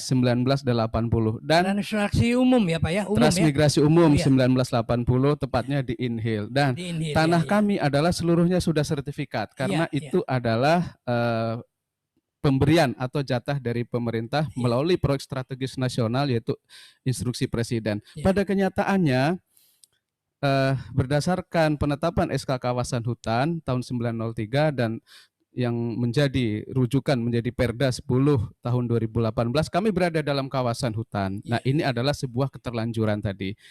Yang menjadi pertanyaan kami adalah kami adalah warga transmigrasi sudah memiliki sertifikat. Tentu ada mekanisme yang sangat pantas yang harus kami terima gitu karena kami sudah sertifikat dan sudah berdiri sejak tahun 1980. Keinginan kami adalah sebagai masyarakat transmigran tentunya kami berharap dengan adanya program pemerintah ini kami ingin bagaimana mendapatkan program PSR tersebut. Kalau dikaitkan dengan kawasan hutan, kami iya. Tapi masuk kawasan hutan adalah atas ketidakkeinginan kami. Kami bukan atas keinginan kami. Nah, oleh sebab itu, barangkali di sini Bapak narasumber bisa memberikan pencerahan kepada kami. Bagaimana kami harus bersikap. Itu yang pertama. Nah, yang kedua, kita ini banyak sekali kawasan-kawasan yang didefinisikan sebagai kawasan lindung, kawasan budidaya, dan kawasan produksi. Barangkali perlu adanya penjabaran kepada masyarakat seperti apa sebenarnya yang didefinisikan kawasan lindung, kawasan budidaya, kawasan hutan, dan sebagainya. Saya rasa itu dulu. Terima kasih.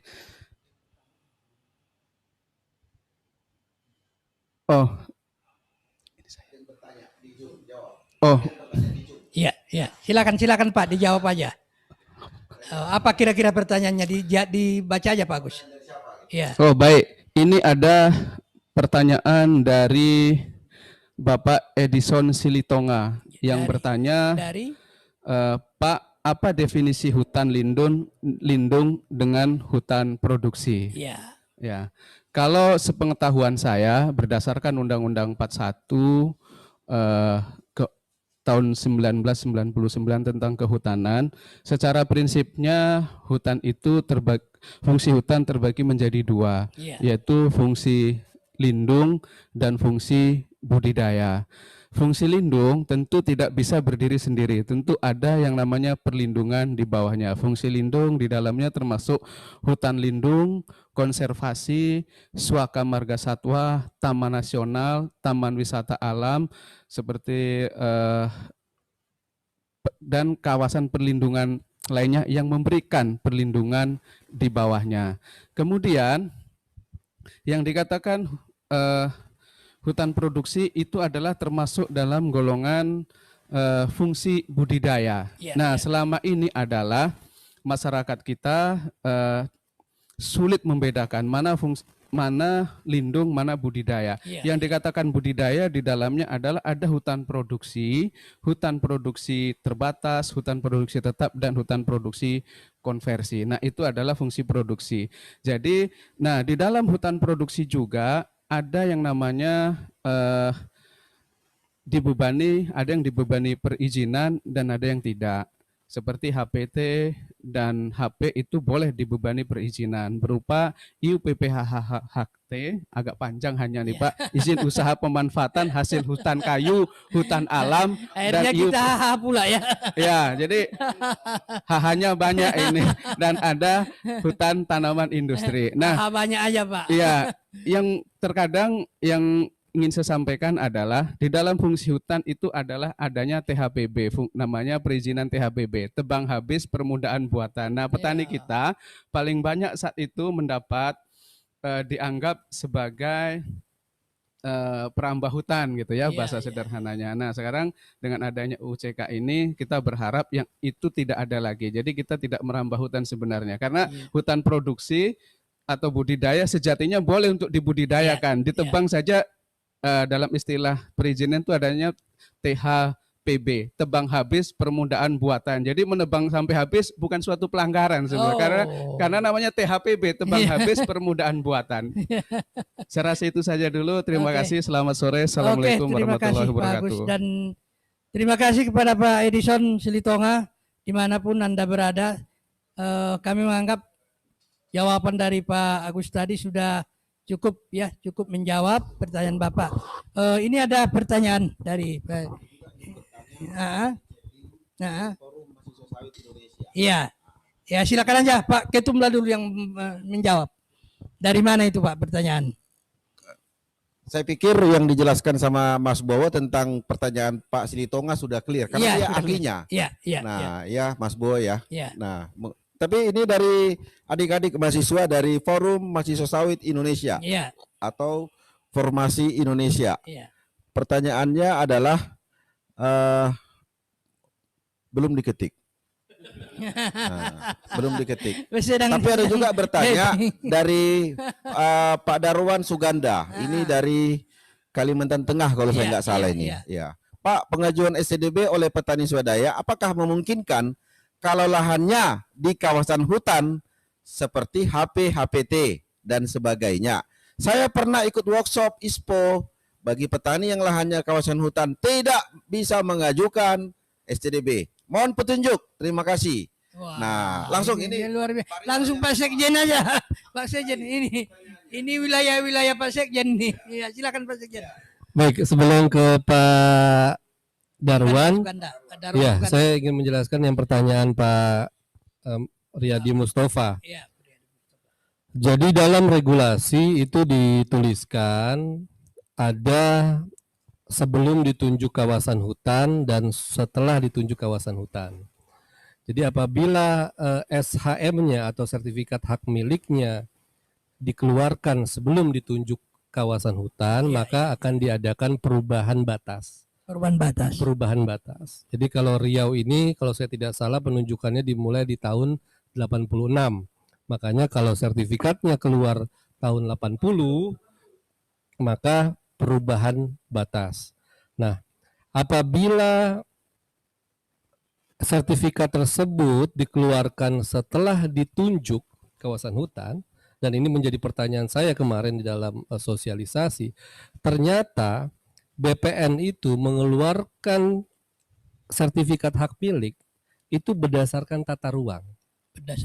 Nah, sehingga muncullah pertimbangannya pada di Mustafa, kalau SHM itu keluar setelah ditunjuk, berarti di atas 86, lalu dasarnya dikeluarkan sertifikat karena tata ruang, maka akan diadakan perubahan peruntukan atau pelepasan kawasan hutan. Jadi saya rasa ini clear sekali menyelamatkan teman-teman yang sudah punya SHM dan punya HGU, ya Pak Dr. Mulyono, dan ini menjadi terobosan yang sangat bagus. Ini ada di dalam PP yang juga mengikat ATR BPN. Baik, berikutnya untuk pertanyaan Pak siapa tadi Pak? Yang dari mahasiswa sawit. Pak Darwan Suganda. Ya, Pak Darwan Suganda. Jadi Pak Darwan Suganda, ini pertanyaan yang sangat bagus sekali. Jadi kami dengan tim hukum kami sudah mengkaji betul isi dari Kep Dirjenbun nomor 105 2018 yang mengatur pedoman STDB. Di dalam pedoman itu sama sekali, saya ulangi ya, sama sekali tidak ada kata-kata melarang STDB keluar untuk petani yang di kawasan hutan. Oh, Jadi tidak ada. tidak ada Pak ya, sama Tidak sekali ada tidak sama ya. sekali. Iya. Tidak ada. Jadi tim hukum kami, tim legal kami sudah membaca ayat demi ayat, tidak ada statement itu. Iya. Nah, pada satu waktu kira-kira 1 minggu yang lalu ada kita sosialisasi permentan ISPO nomor 38. Itu saya tanyakan, apa usulnya? Ternyata usulnya karena mereka menganggap kawasan hutan itu pidana. Itu usulnya, hanya itu Iya, usulnya. iya, iya. Mereka menganggap kawasan hutan itu pidana. Oh, kalau gitu saya balik logikanya. Begitu keluar UU CK kan tidak ada pidana lagi. Betul? Nah, makanya Pak Ketua Umum sudah memberikan arahan kepada kami Iya, iya, iya. untuk menyampaikan kepada Kementerian Pertanian agar STDB itu dikeluarkan pada hari ini untuk menerangkan kebun-kebun. STDB itu kan menerangkan posisinya, Pak. Oh iya, iya, iya. Jadi bukan apa ya, semacam seperti izin usaha perkebunan. Bukan izin ya. Malah dengan STDB itulah instrumen pemerintah untuk punya data real petani. Iya, iya. Sampai hari ini kan STDB itu tidak bisa berjalan lancar karena multitafsir. Iya, iya. Ya, itu kira-kira. Jadi kemarin bagus sekali pertanyaan Bapak. Ini menjadi polemik. Tapi ada beberapa kabupaten yang tetap mereka keluarin. Iya, Karena mereka tahu kalau nggak ada STDB, bagaimana mereka tahu ada petani di situ. Iya. Petani yang banyak di hutan produksi, petani yang ada terjebak di hutan lindung dan sebagainya. Iya. Kira-kira seperti itu. Oke, Pak Ketua. Baik, izin Bang. Oh, dari formasi tadi. Oke, silakan, Anda, silakan. Forum Mahasiswa Sawit Indonesia. Forum Mahasiswa Sawit Indonesia. Silakan Adinda, silakan. Masuk.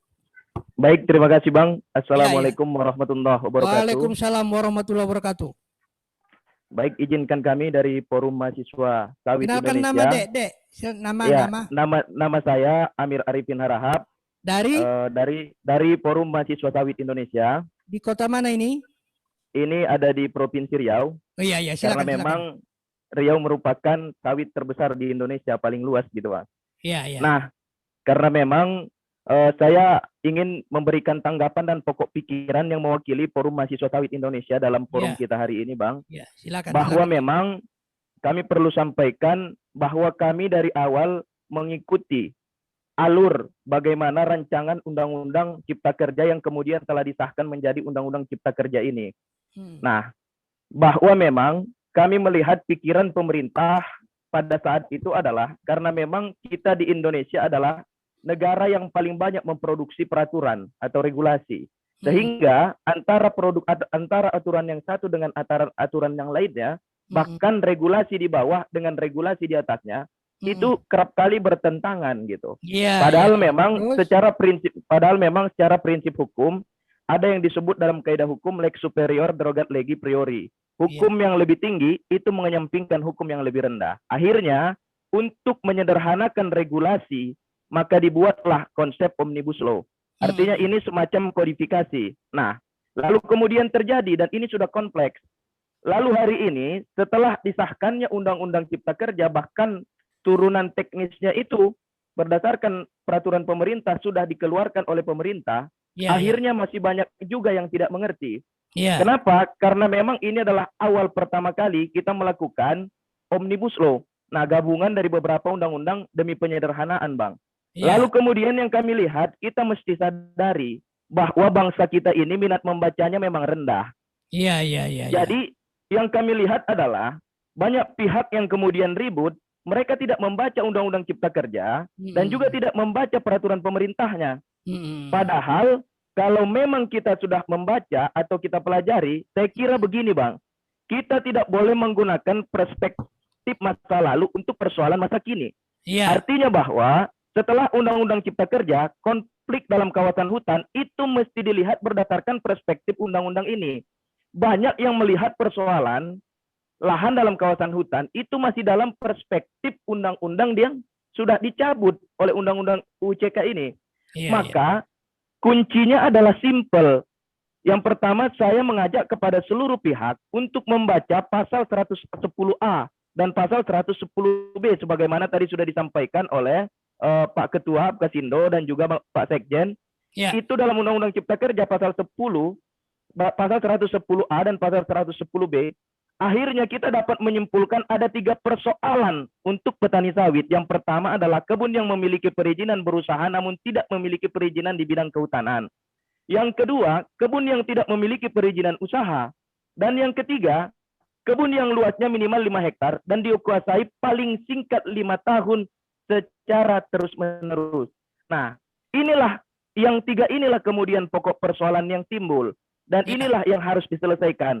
Dan mekanismenya itu sudah diatur di dalam peraturan pemerintah, itu nomor 23 tahun 2001 dan nomor 24 tahun 2001. Tadi sudah dijelaskan secara gamblang oleh Pak Sekjen. Iya, benar. Nah, maka kemudian banyak yang berpikir dan menilai undang-undang ini, undang-undang dan peraturan pemerintah ini disahkan, namun tidak adil. Artinya ini adalah untuk menguntungkan sebagian pihak. Nah, saya jawab bahwa kalau dibilang menguntungkan para pihak, petani juga sebenarnya dirugikan, Bang. Masih ada kelemahan dari undang-undang ini. Kenapa? Karena bagi mereka yang tidak memiliki STDB, setelah undang-undang ini disahkan, lalu kemudian mereka itu berada lahannya dalam hutan lindung, itu kan mesti dikembalikan akhirnya. Nah, bahwa kami ingin sampaikan, dari sekian lama konflik dalam kawasan hutan, pemerintah tidak pernah sukses untuk menyelesaikan ini. Maka hadirlah Undang-Undang Cipta Kerja sebagai solusi. Luar biasa analisamu, Dek. Terus? Mestinya dengan adanya Undang-Undang Cipta Kerja ini, kita bersyukur dan berterima kasih kepada pemerintah. Ini adalah titik nol kita untuk menyelesaikan persoalan hutan kita. Kalau tidak ada UUCK ini, maka persoalan kawasan hutan kita tidak akan pernah selesai. Maka saya kira jangan ada dulu yang ribut-ribut. Udah kita tertib saja gitu. Ikuti aja aturan mainnya. Ini kan ada waktu selama 3 tahun. Nah, ya sudah kita kawal saja selama 3 tahun dan opsi-opsinya sudah ada di sini. Nah, saya kira bahwa kebiasaan bangsa kita ini, Bang, orang-orang banyak pihak di dalam bangsa ini yang memang suka bermain dalam lingkaran hitam. Ketika Undang-Undang Cipta Kerja ini sudah disahkan, lalu kemudian ruang bermain itu akhirnya sempit, bahkan tidak ada. Nah, disinilah orang banyak kehilangan lapak, saya bilang. Banyak orang kehilangan mata pencaharian yang memang hari-harinya dulu mencari makan dari persoalan konflik-konflik ini.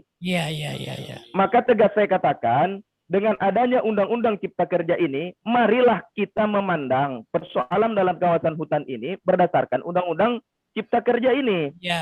Nah, maka kemudian poin terakhir saya adalah bahwa bagi petani yang tidak memiliki STDB setelah Undang-Undang Cipta Kerja ini disahkan, mereka itu kan harus membayar denda, lalu kemudian kalau mereka itu berada dalam hutan lindung, mereka kan membayar sanksi, lalu kemudian mengembalikan lahan itu kepada pemerintah.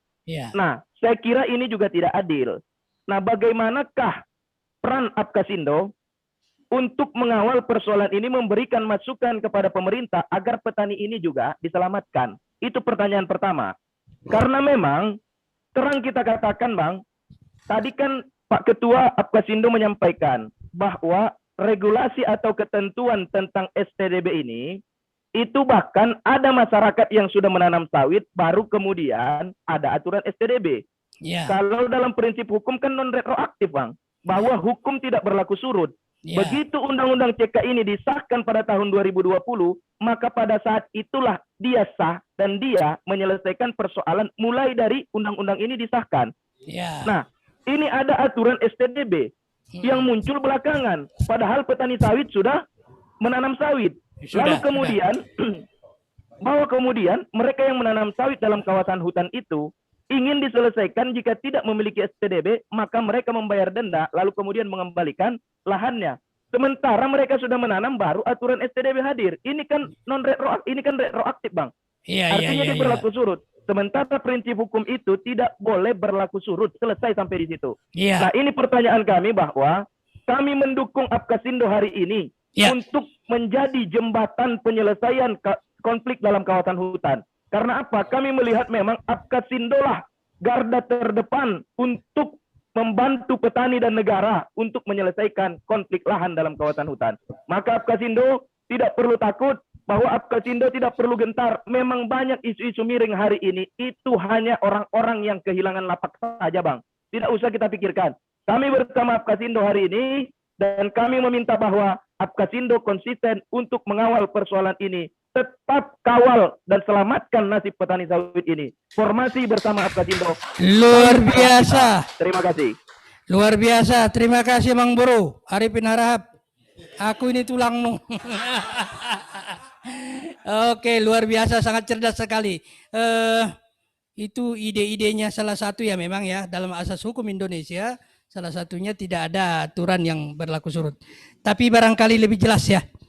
Aku meminta Bapak Adinda, Ketua Umum Apkasindo, untuk memberi penjelasan dulu atas apresiasi dari mahasiswa kita itu. Terima kasih. Ya, terima kasih Adinda Amir ya, Ketua Amir Arifin Harahap, Ketua Forum Mahasiswa Sawit Indonesia, Ketua Umum. Keren memang anak-anak mahasiswa. Jadi kenapa mereka terketuk hatinya untuk bicara sawit? Sebenarnya sederhana, karena mereka anak petani. Iya. Jadi kalau saya nggak salah formasi ini sudah diisi oleh 168 kampus. Dan ini persoalan mereka ya? Iya, karena ini persoalan mereka. Iya. Karena mereka punya prinsip sama, sawit adalah kita. Iya. Salah mereka. Nah, jadi itu. Jadi apa yang disampaikan tadi memang sudah kita bahas tadi ya, Adinda. Kami mengapresiasi teman-teman adik-adik mahasiswa. Tapi satu hal yang kami prinsip daripada Apkasindo, organisasi ini adalah Apkasindo hadir di tengah persoalan petani sawit. Iya. Apkasindo tidak pernah menghindar dari persoalan-persoalan petani. Kalau menghindar, tanggalkan itu logo Apkasindo yang ada di dadamu. Luar biasa. Kalau Anda menghindar, kalau Anda justru memperjelek, memperburuk petani sawit, tanggalkan semua label-label petani sawitmu. Jadilah menjadi seorang pengamat ataupun yang lain. Tidak usah jadi petani sawit. Karena yang saya lihat sebenarnya saat ini yang menjadi lawan daripada sawit Indonesia adalah diri kita sendiri. Iya. Nah, oleh karena itu saya menyampaikan apresiasi kepada kita semua yang ada di Zoom. Cukup bagus. Terima kasih. Ya. Barangkali Pak Sekjen bisa menambah. Baik, sedikit saya menambahkan, ini juga untuk menambah khasanah para teman-teman mahasiswa bahwa berkebun sawit dalam kawasan hutan itu bukan sesuatu yang haram. Bukan sesuatu yang haram. Ya. Namun yang jadi permasalahan adalah petani tidak punya kemampuan untuk mengurus perubahan kawasan hutan menjadi kawasan non hutan. Iya. Kenapa perlu kita garis bawahi itu? Data sudah menunjukkan berapa juta lahan kawasan hutan yang dilepaskan oleh Kementerian Lingkungan Hidup kepada perusahaan, Bang. Ini perlu dicatat, Bang. Perlu dicatat. Gitu. Ya. Jadi pelepasan kawasan hutan kepada perusahaan itu sudah jutaan hektar.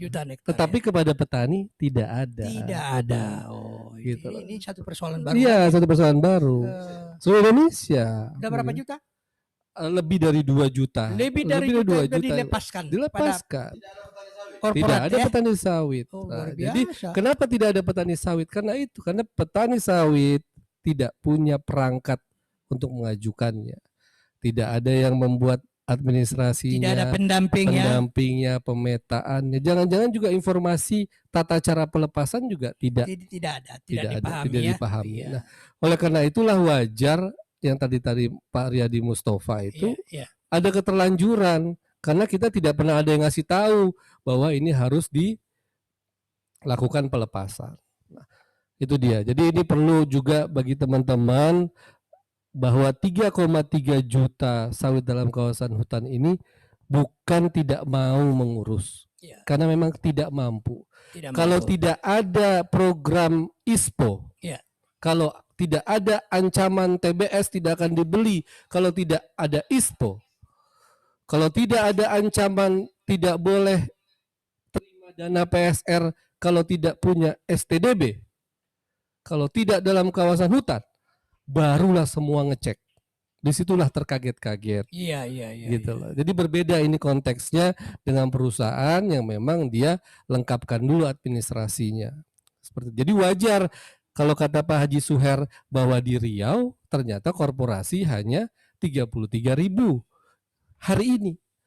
1,6 juta ternyata perkebunan sawit rakyat petani. Ternyata selama ini yang dilepas Ya, korporasi. berusaha gitu. Makanya Terjawab ya Pak ya. makanya terjawab tanpa ingin membicarakan masa lalu. Iya, iya, iya. Di sini putih, di sini hijau, di sini bisa putih di Iya. sana. Jadi bisa warna-warni peta itu. Iya, Karena memang dilepaskan secara parsial, secara nah disitulah kita kenapa Pak Gulat begitu keras karena mendapatkan mandat dari Ketua Dewan Pembina Pak Jenderal Muldoko harus berguna untuk mengadvokasi petani. Petani. Kira-kira seperti itu. Terima kasih. Tambah sedikit dulu Pak Haji sedikit untuk memberi warna ya. Ya silakan Pak Haji.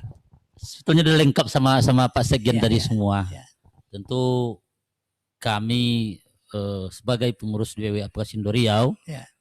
sangat berharap kepada pemerintah dengan Undang-Undang Cipta Kerja dan turunannya PP ini akan memberi angin surga. Ya. Hendaknya ke depannya masalah petani dalam kawasan hutan ini. Saya itu aja, Bang. Oke, terima kasih. Itu jawaban yang sangat-sangat sangat bagus dari 3 narasumber kita yang luar biasa. Last 5 minutes. 5 menit lagi kita. Barangkali ada yang mau bertanya untuk kesempatan terakhir 5 menit. Silakan. Ada yang mau bertanya? Tidak ada? Oke, terima kasih para pemirsa di seluruh tanah air. Salam setara bagi petani sawit Indonesia. Mudah-mudahan pertemuan kita yang singkat, sederhana dan merupakan titik awal ini bisa memberikan makna dan pencerahan bagi kita dimanapun kita berada saat ini. Terima kasih. Ada satu istilah yang dilahirkan oleh para pendahulu kita. Pengenalan yang kurang menelurkan ketidakpastian.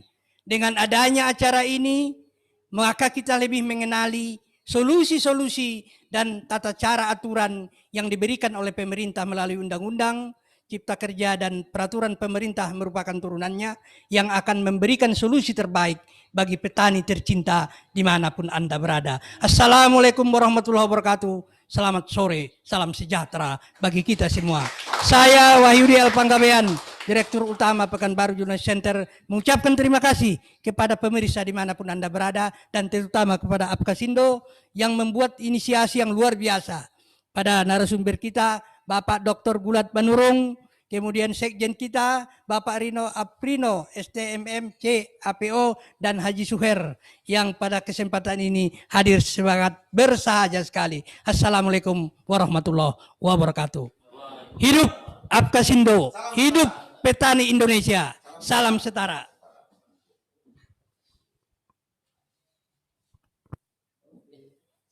Luar biasa.